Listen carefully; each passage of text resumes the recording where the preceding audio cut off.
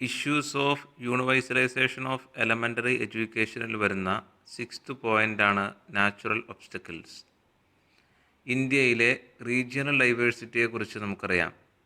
Villages and small habitations in areas of Himalaya region, Kashmir, Garhwal, Almora തുടങ്ങിയ പ്രദേശങ്ങളിൽ population are situated in distance apart.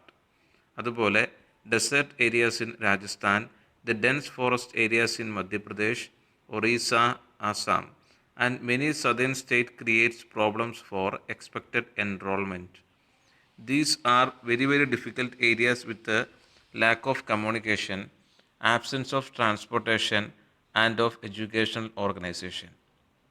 It is desirable to make provision for school facilities even in small habitations without leaving much for mobility of small children in the severe cold, heat, or heavy rain.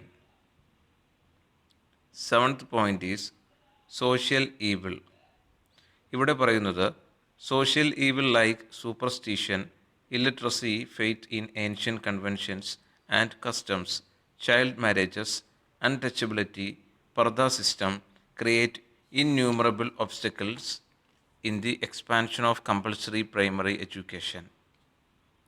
8th point is language problem. 1961 census report പറയുന്നത് പ്രകാരം രാജ്യത്ത് 826 ഭാഷകളും 1652 ഉപഭാഷകളും ഉണ്ട് എന്നാണ്. The constitution of India 1950 mentions 14 languages which can be made medium of education. 1950 mentions 14 languages which can be made medium of education. Compulsory education has not been fully introduced among the scheduled castes and scheduled tribes and denotified tribes in the country. This due to the hindrance of language as the medium of education. Okay. 9th point is wastage and stagnation. നമുക്കറിയാം wastage and stagnation is great obstacles for universalisation of elementary education.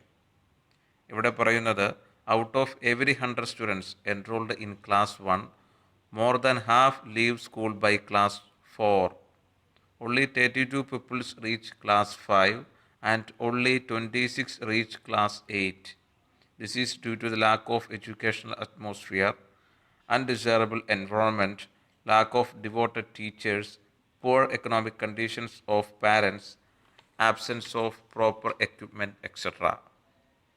In order to check such massive wastage and stagnation at the primary stage, existing education system and curriculum should be reformed. Teaching methods should be interesting. School buildings should be adequate, neat and clean, and the parents should be educated. These may help problem of wastage and stagnation to be solved. 10th point is unsuitable curriculum.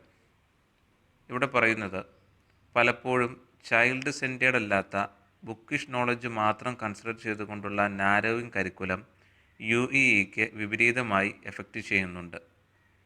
Curriculum should be child centred. മാത്രമല്ല കുട്ടികളുടെ interest, attitude, aptitude, local need ഇവയ്ക്കനുസരിച്ചായിരിക്കണം curriculum ഉണ്ടാക്കേണ്ടത്.